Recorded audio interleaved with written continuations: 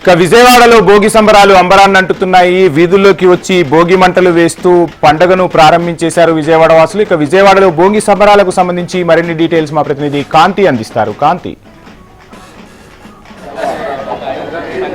వంశీ, విజయవాడ వ్యాప్తంగా భోగి సంబరాలు అంబరాన్ని అంటుతున్నాయి.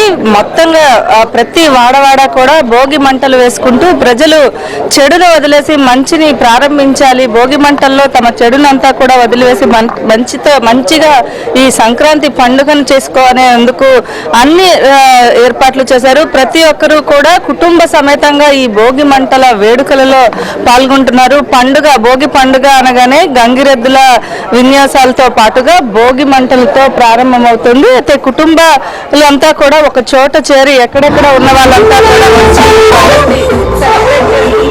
ప్రస్తుతం మనం వెల్లంపల్లి ఇంటి వద్ద ఉన్నాము. ఆయన తన తోటి కలిసి ఈ భోగి మంటల వేడుకల్లో పాల్గొంటున్నారు. చెప్పండి, ముందుగా భోగి పండుగ శుభాకాంక్షలు. ఎలా సెలబ్రేట్ చేసుకుంటున్నారు?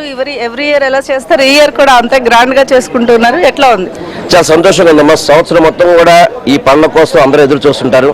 ముఖ్యంగా మా అల్లుళ్ళు, మా కూతుళ్ళు, మా బిడ్డలు, అదేవిధంగా కోడళ్ళు, మనవరాళ్లతో ఈ పండుగ చేసుకోవడం ఆనవాయితీగా వస్తుంది. ప్రతి ఒక్కరు చేసుకుంటారు.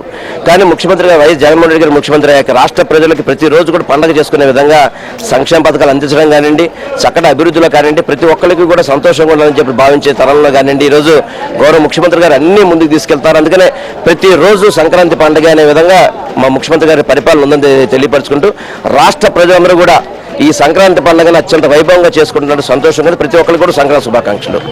ప్రతిపక్ష నాయకుడు చంద్రబాబు నాయుడుతో కలిసి ఈరోజు పవన్ కళ్యాణ్ జీవోలను దగ్ధం చేస్తాము, మంచి ప్రజలకు చెడు చేసే జీవోలు అంటూ కూడా చెప్తూ ఉన్నారు.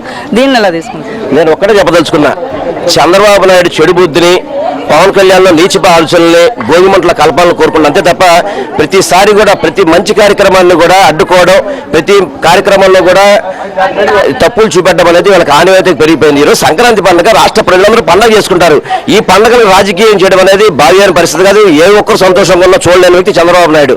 అటువంటి వ్యక్తులు మన రాష్ట్రానికి అవసరం లేదని చెప్పిన రాష్ట్ర ప్రజలు మరొకసారి నిరూపించడానికి సిద్ధంగా ఉన్నారు. చంద్రబాబు నాయుడు నువ్వు మనసు మార్చుకో, లేకపోతే మాత్రం తగిన బుద్ధి చెప్తాను మాత్రం నేను చంద్రబాబుని హెచ్చరిస్తున్నాను. నేను అంతా కూడా ఒక చోట చేరి సంక్రాంతి వేడుకలను సెలబ్రేట్ చేసుకుంటూ ఉన్నారు. కొడుకులు కోడళ్లతోటి వెల్లంపల్లి ఇంటి వద్ద మొత్తంగా పండుగ వాతావరణం అయితే కొనసాగుతోంది.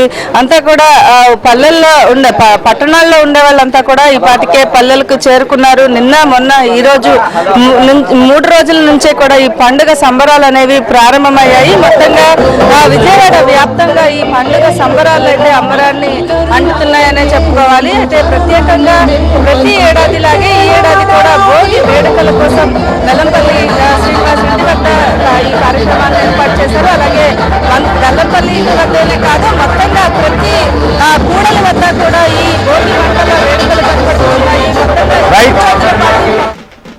Thank you Kanthi.